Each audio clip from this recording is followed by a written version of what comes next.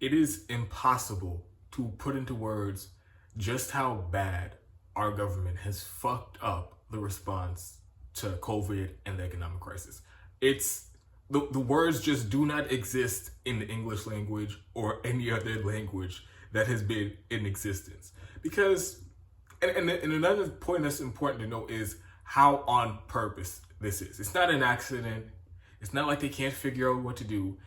They are on purpose doing the very worst possible policies to address the crisis, and they're doing it in a way that actively fucks over the working class, fucks over the poor, and the only people who benefit from these policies are the elites and the corporations, the multi-millionaires and the billionaires. Those are the people who benefited from these government policies.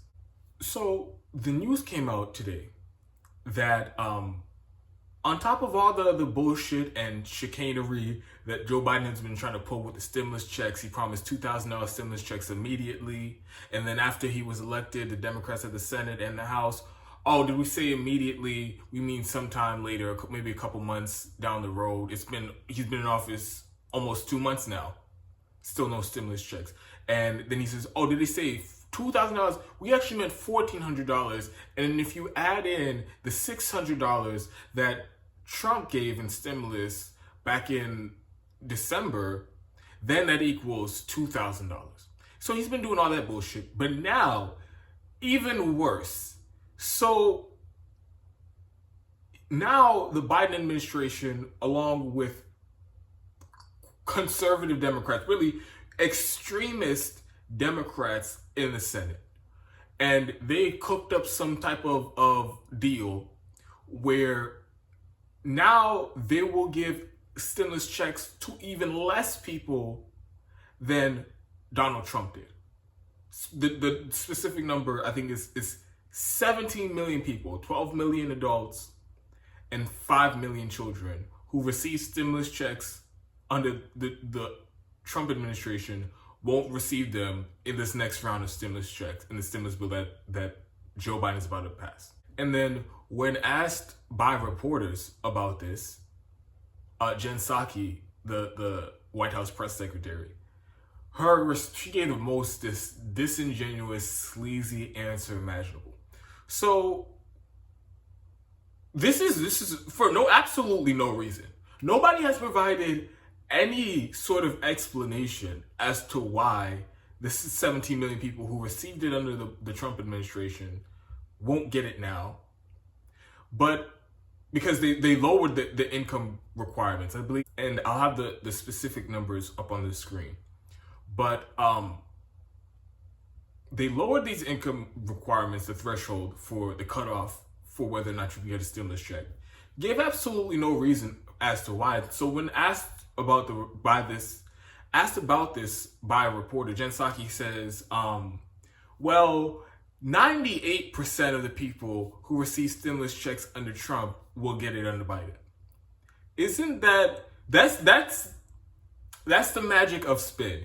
You can try to make anything sound as a lot better than it actually is. 98%. You hear 98%, you're like, oh, that's almost 100. That's great, right?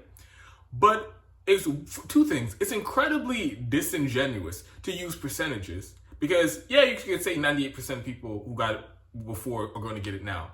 But 17 million people aren't going to get it, and you have absolutely no explanation for that. And then the other part of the other point that I really want to highlight here is, so the original sin with the CARES Act, Betty, the original sin was the CARES Act. But in terms of the stimulus checks, the biggest flaw with the way they did the stimulus checks is that they weren't monthly recurring checks. It was just a one-time check. And then the fact that they means tested it. So because they means tested the stimulus checks originally in the CARES Act, millions of people who needed the money weren't going to get it.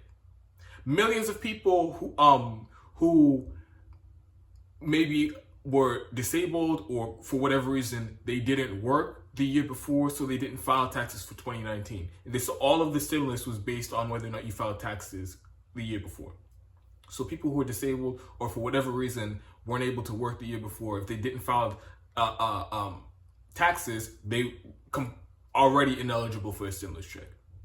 Then you have people for other reasons that they didn't file stimulus checks, like say if you just turned 18 or if you just joined the workforce. This is your 2020 was your first year actually working. Well, since you didn't file a 2019 taxes, if you were a college student, and there were a lot of college students who were affected by this, your first year away from home and you're working, and now because the pandemic, you lost your job and you're not even eligible for a stimulus check because you didn't file taxes the year before. So those people were left out.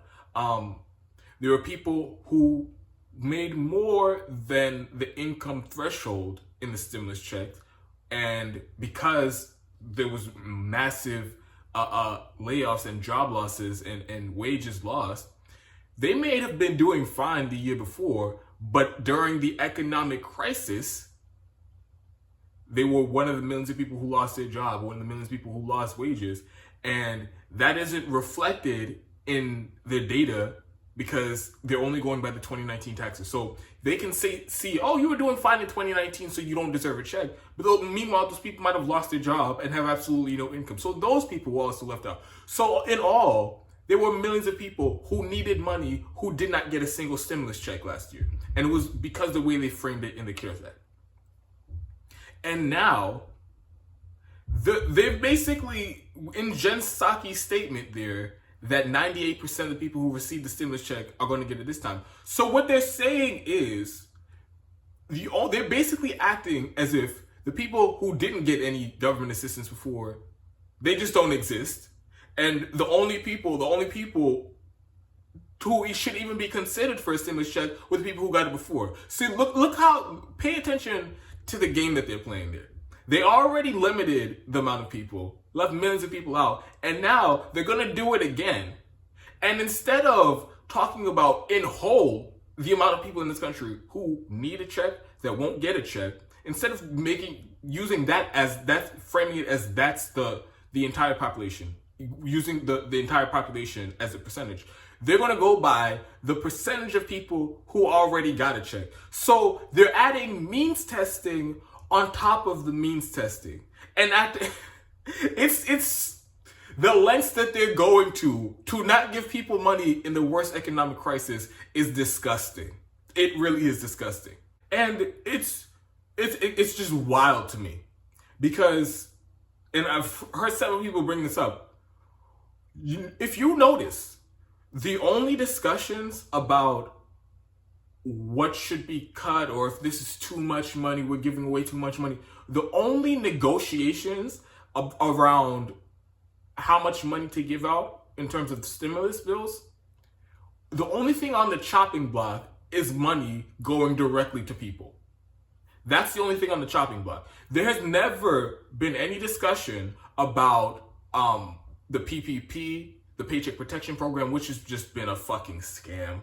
It's been nothing. Over 50% of the loans that were given in the Paycheck Protection Program went to large multi-million-dollar corporations, well-connected corporations. A bunch of the money went to people in Congress. And a lot of that money, it was just a corporate slush fund. That's what the PPP is. Has anybody ever talked about in any of the stimulus bills that have been negotiated since the CARES Act a year ago, has anybody talked about reining in the out-of-control corporate slush funds that are in these stimulus bills? Nope. Nobody's talked about it. Nobody said a word about that. But what's always on the chopping block, what always seems to get cut, is the assistance going to regular people. They did the same thing with the unemployment. Now, before, if you were lucky enough to even qualify for unemployment, and millions didn't qualify for unemployment either, because of the ridiculous means testing that they have on it. I myself, so I'm going to use myself as an example. I was working, but at the time, I just started a new job. I was there for maybe a month. Then the pandemic started, and I couldn't go to work anymore. Because I wasn't working a certain amount of time, I didn't qualify. And that's the case for millions of other people in this country who were working, couldn't work anymore, or lost wages, and they didn't qualify for unemployment. So millions were already left out of that. And when it came time after the CARES Act, so originally in the CARES Act, the unemployment insurance, the unemployment plus up, the additional money that was coming from the federal government was $600 a week. Now they cut it to, after the next stimulus bill that they passed, they cut it from $600 a week to $400 a week. And again, this is just money going to people who need it in the worst economic crisis in history. But for some reason, they keep trying to find excuses to give people even less money. And it is the fact that that's their priority is unconscionable. They don't have the same energy. They're so afraid of people getting money when they don't need it. Why don't they have that same energy towards Jeff Bezos and all the other billionaires who've doubled their wealth since this economic crisis started a year ago? Jeff Bezos has made maybe $100 billion over the last year. In the middle of an economic crisis, the worst economic crisis in history. People lining up outside of food banks, 60 million people, 60 million plus. And I keep saying 60 million because months ago, people have stopped actually adding up the amount of people who have filed for unemployment. They put out the unemployment numbers every week. This week, I believe, for the numbers for last week, it was like 715,000 people who've never filed for unemployment before, filed for unemployment the first time ever in their life last week. And it's been like that ever since it started. At first, it was like millions of people every week, 3 million people, 2 million people. Then a couple months went by, and it was like maybe 6-7 months. And then it was like finally less than 1 million people a week filing for unemployment. And like around that time, it was 60 million people. And ever since then, they've stopped adding it. So there isn't like an official number anymore. They just keep saying, okay, 700,000 people filed for unemployment this year. This week, 700,000, 800,000 filed for it last week. But nobody's adding up the number. So I keep going. That's why I keep repeating the 60 million number. The number is likely way more than that. So 60 million people lost their job. 60% of the small businesses that had to close because of COVID closed permanently. Complete economic devastation in this country. And all while that's happening, the elites, the people, the top 0.001% and the top 1% doing better than they ever had before, doubling their wealth. And Congress, seeing all this happening, their priority is, let's not give too much money to the poor. When they really should be saying, it is crazy that all these billionaires doubled their wealth and we need to tax the shit out of them and use that money to fund necessary social programs to provide assistance to people during this crisis, during this emergency. No, that's not what they're concerned about. It's how can we give less money to the poor? So this is their mindset. It's inexcusable. It really is. And it's clear that this is the path that they're on because this is a year since the CARES Act. And instead of, the direction isn't going they're not going in the opposite direction. They're not saying, okay, clearly what we're doing isn't enough. The people are still being evicted. There are 40 million people about to lose their homes, about to be evicted, months in back rent. Millions of people who are permanently unemployed. What we're doing isn't working. We need to figure out how to give more money to people and make it more regular. That's the direction that they should be going in. But instead, it's how can we cut it more? And back to the statement from Jen Psaki, 98% of people who got it under Trump will get it this time. So when you frame it that way, it makes it very clear they have no intention. If you've gotten nothing from the government to this point, they've just left. You don't even exist anymore. You've been left for dead, and they have no intention of ever doing anything for you. So the only people that they're even concerned about giving anything to, even this measly one-time means testing check, the only people that they're concerned about giving that money to is people who already got money before. And if you're one of the millions of people that I listed earlier, for any number of reasons why you didn't get a stimulus check last year, they just have no intention of giving you any type of cash assistance. So this is crazy. It's bonkers.